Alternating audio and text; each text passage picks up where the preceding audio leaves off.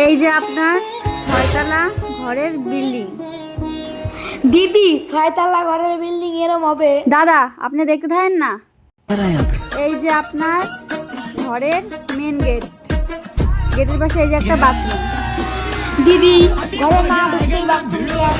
ধরেন আপনার বাড়ি একজন আসে, গেটের সামনে আসে, তার খুব বাথরুম পাইছে, সে কি তখন ঘুরে বাড়ি যাবে? না, তখন সে এখানে বাথরুম টাথরুম করে ঘরে ঢুকবে। ও আচ্ছা আচ্ছা। এইটা আপনার বেডরুম। এই বেডরুমের এইখানে একটা বাথরুম, এইখানে একটা বাথরুম। কেন 2টা বাথরুম কেন? ধরেন আপনাদের দুজনের বাথরুম পাইলো, তখন কি আপনারা একটা বাথরুম নিয়ে টানাটানি করবেন?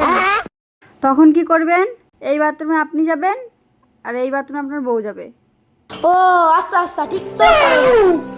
এইটা আপনার রান্নাঘর, এইখানে একটা বাথরুম। কেন রান্নাঘরে বাথরুম কেন? ধরেন আপনার বউ এখানে রান্না করতেছে, তো রান্না করতে করতে বাথরুম চাপলো, তখন কি করবে? রান্নাঘর থেকে কি তখন বেরোয় যাবে? না, তখন কি করবে? এখানে গিয়ে বাথরুম করবে। হাত ধোবে না? ও হ্যাঁ হ্যাঁ, হাত ধোবে। এখানে একটা বেসিন, এখান থেকে এখানে এসে হাত ধোবে, ঠিক আছে না? এইটা আপনাদের ডাইনিং রুম।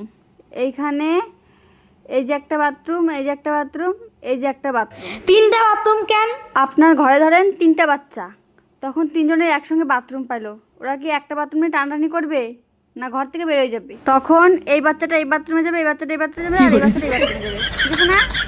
এই যে আপনার গেস্ট রুম, গেস্ট রুমে 4 কোণে 4টা bathroom। তাহলে এই ঘরে 4টা বাথরুম কেন? আপনার ঘরে ধরেন 4জন গেস্ট আসছে, 4জনের একসঙ্গে বাথরুম পাইলো, তখন তারা কি করবে? ইনি এইটাই যাবে, ইনি এইটাই যাবে, ইনি এইটাই যাবে, আর ইনি এইটাই যাবে, বুঝছেন? এইখানটায় বারান্দায় কিছু হবে না? হ্যাঁ, বারান্দায় আপনার 1 হাত পর পর বাথরুম।